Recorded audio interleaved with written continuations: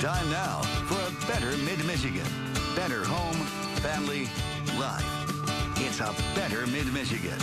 Welcome to Better Mid-Michigan. I'm Mike Cameron. Well, are you a Mid-Michigan native? Did you finally recall the good old days while growing up here? One local author is taking a look back at one Mid-Michigan city, Flint. Author Gary Flinn joins us to talk about Remembering Flint, his book that is chock full of great memories. For instance, do you remember Hamady Sacks and Yankee hats? Time now for a better Mid-Michigan. Better home, family, life. It's a better Mid-Michigan. Welcome back to Better Mid-Michigan. Many of us like taking trips down memory lane by remembering high school friends, recalling the old neighborhood, or looking into the history of the area you live in now. A new book looks at the history of one of our own Mid-Michigan cities, and it's called Remember Flint, Michigan. Here to talk about his book is local author Gary Flinn. Gary, thanks so much for being here with us and sharing this book about here at home. You're welcome. Why did you write the book? Well, because I was asked to write it. I originally wrote these pieces for the Uncommon Sense Alternative newspaper, which was around until 2007 when it folded. And afterwards, the Flint Journal contacted me about doing pieces, first for your magazine and then for the Flint Journal itself. And many of those pieces are still online through mlive.com. Oh, okay. And the History Press out of Charleston, South Carolina, which publishes the book, saw those pieces and asked me to put together a book of those individual pieces. Wow. And so is this just a compilation of those pieces, or have you interwoven other things in there as well?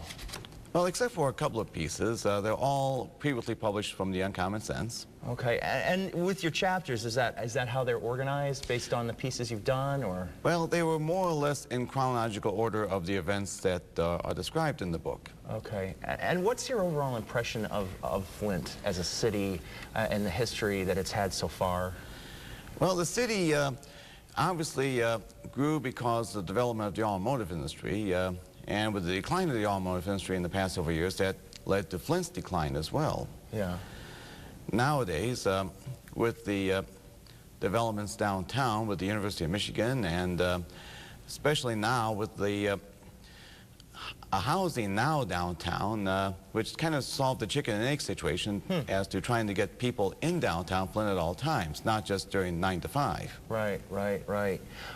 Now, you grew up in Flint? Yes, I did. And what was your impression then? I mean, what was it like? What are your fondest memories of Flint? Well, I have to go back to when I grew up, where everything was close by. Of course, I mentioned one chapter about the Hamady and Yankee stores.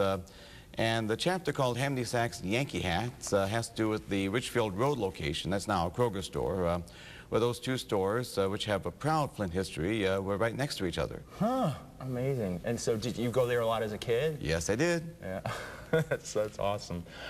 If we want to get a copy of this book, is it everywhere? Where do we go? In the Flint area, for example, Borders on Miller Road in Flint does have the book in stock, although nearby Barnes & Noble keeps selling out of it. But there's other places you can get it. The Independence, Page's Bookstore downtown, Penton's Open Book in Fenton, the bookshop inside the Flint Farmers Market, as well as some gift shops in the Cultural Center. That would be the gift shops at the Sloan Museum, the Flint Institute of Arts, the Flint Public Library.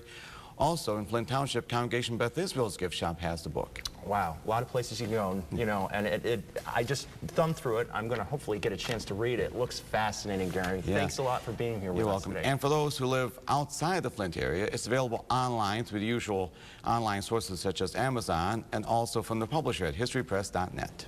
Amazing. All right, Gary, thanks so much. You're welcome.